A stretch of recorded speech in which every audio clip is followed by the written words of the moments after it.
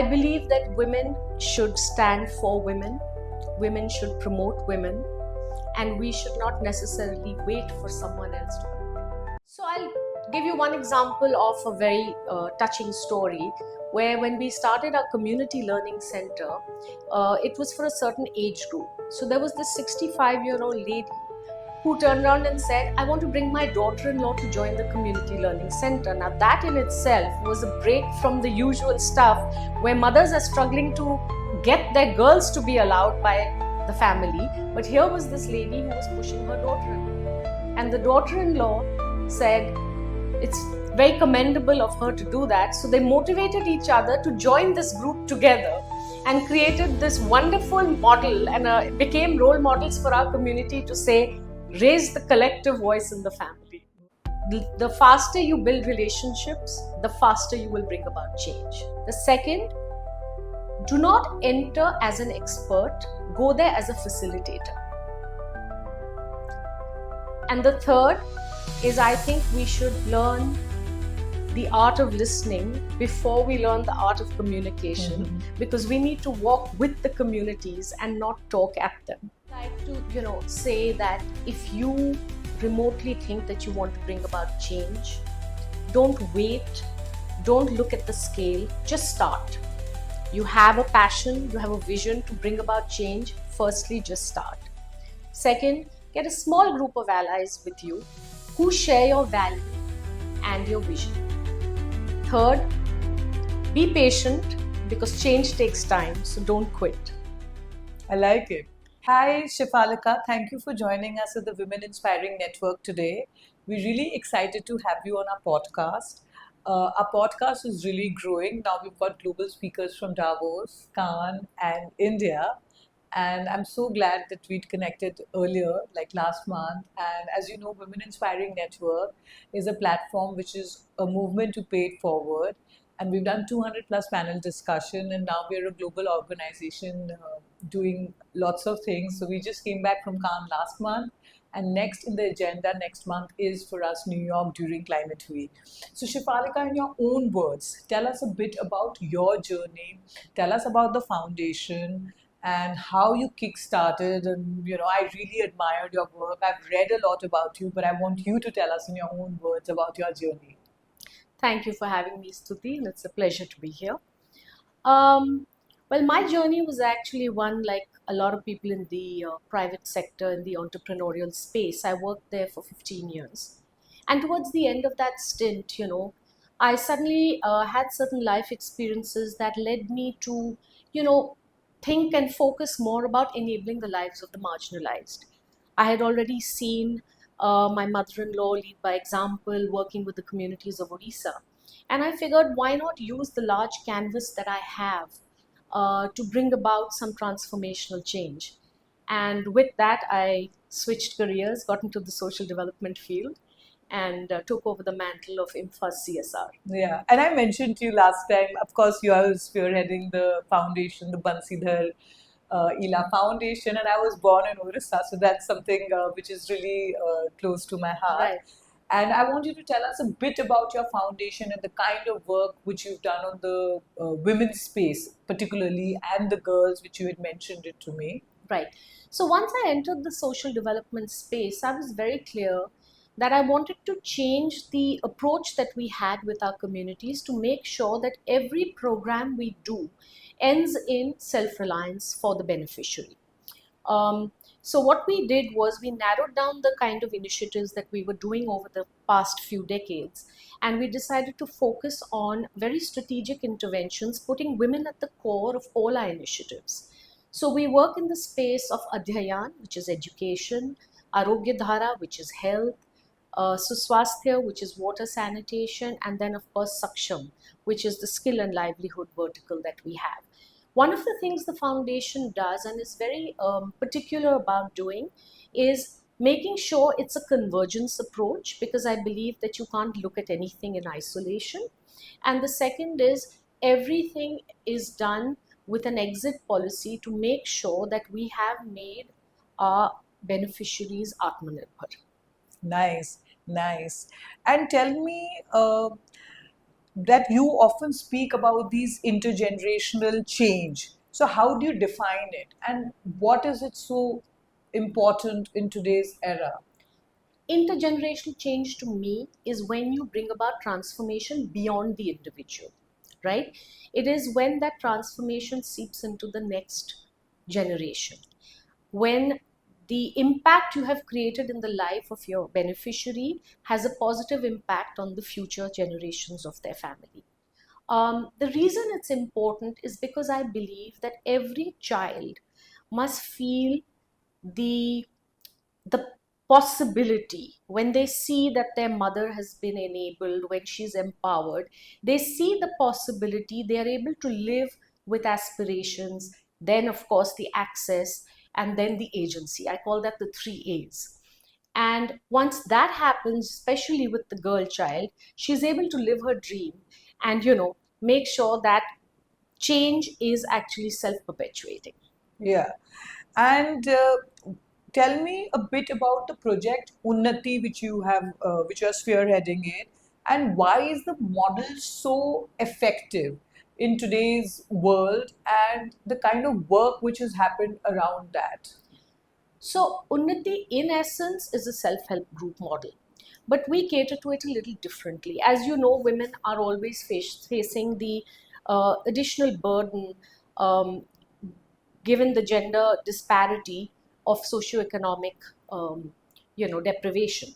Now, first we need to transform their lives, and most people approach this with financial inclusion. At Unnati, we work on an integrated model of financial and social integration. And the way I like to put it, I talked earlier about convergence, that I like to look at this as a GEMS approach: gender, education, mentorship, and skill.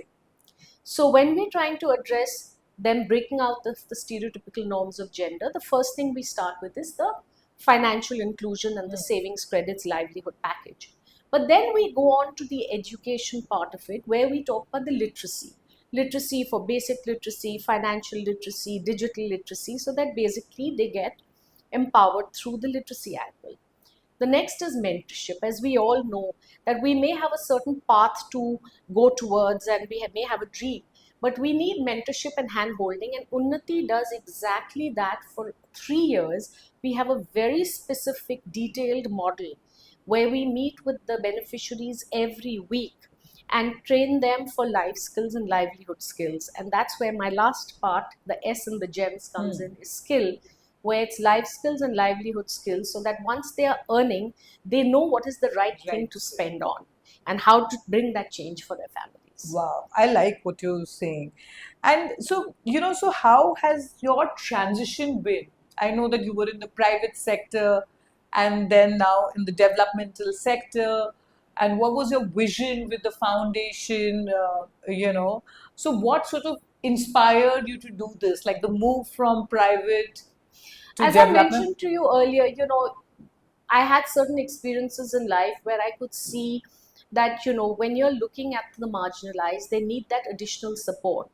And I just feel that each one of us, if we are in a position to bring about that change, we should sort of do that. It does not have to be your day job, it can be in whatever capacity you vision that. But I was lucky enough to have that slate, to be present in Orissa, to have the proximity to families and communities where I could bring that change. So that was the idea, that I wanted to bring, that agency to the women in our communities. And today we work with more than 450 villages in across 6 districts, and we've already, are quite pleased to say that we have impacted the lives of more than 25 lakh people. Wow, wow, that is huge. The number is huge. And I know you were the convener at the G20, and you've been working on mentorship, the experience, and the impact it has created. So I want you to throw some light on that as well. So during India's G20 presidency, I was working as part of the G20 Empower initiative, which was actually set up in Japan in 2019. Now, as you know, the Prime Minister put women-led development as a focus point during that year. And our mandate during the G20 Empower was to look at women's entrepreneurship, leadership at all levels, and of course, education from the point of enhancing their position in the workforce. And digital skills was a cross cutting measure that was there.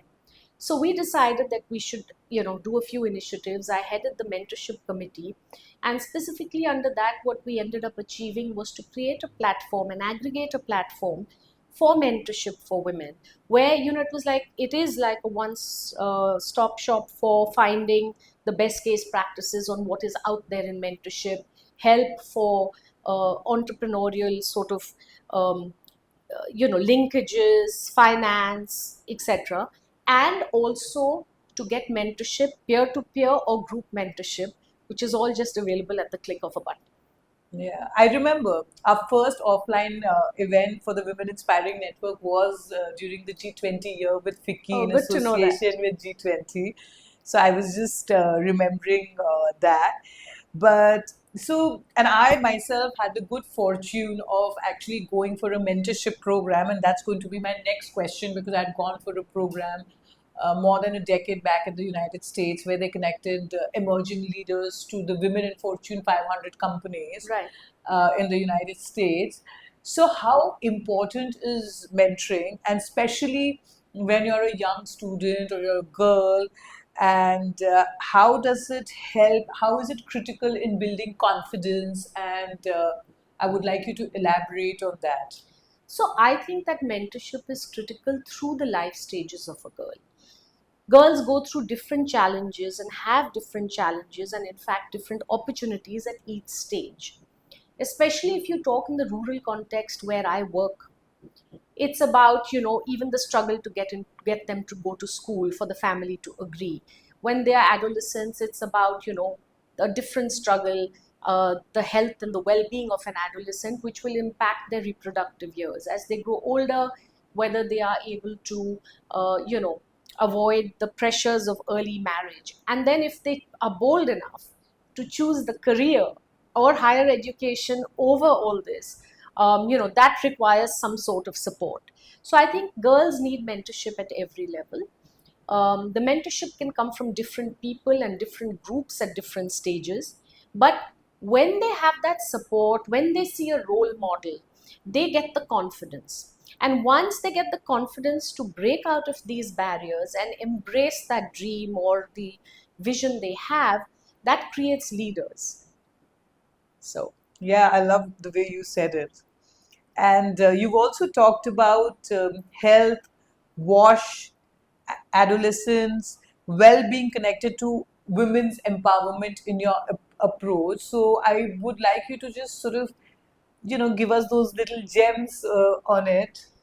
So, according to me, look, all challenges in the development space are interconnected. They're interdependent on each other. We cannot talk about good health without clean water or hygiene. We cannot talk about productivity without good health. So, if we enter a space, I think it's important that we look to address these issues from a more encompassing ideology.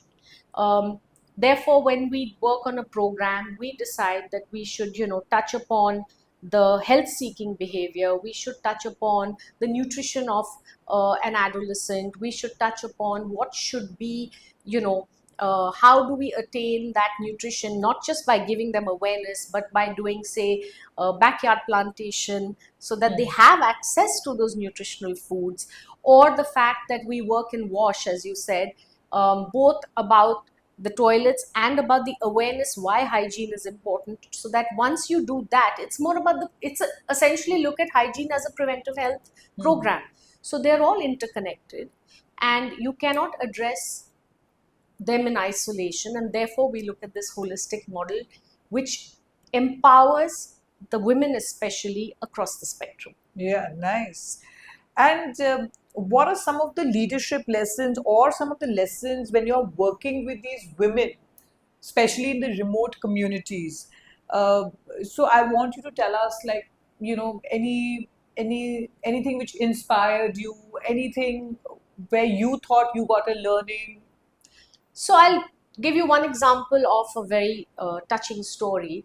where when we started our community learning center, it was for a certain age group. So there was this 65-year-old lady who turned around and said, I want to bring my daughter-in-law to join the community learning center. Now that in itself was a break from the usual stuff where mothers are struggling to get their girls to be allowed by the family. But here was this lady who was pushing her daughter-in-law. And the daughter-in-law said, it's very commendable of her to do that. So they motivated each other to join this group together and created this wonderful model, and it became role models for our community to say, raise the collective voice in the family. Wow. So Wow. that was one. As far as learnings from the community, I think what's important to know is change moves at the speed of trust. The faster you build relationships, the faster you will bring about change. That is one.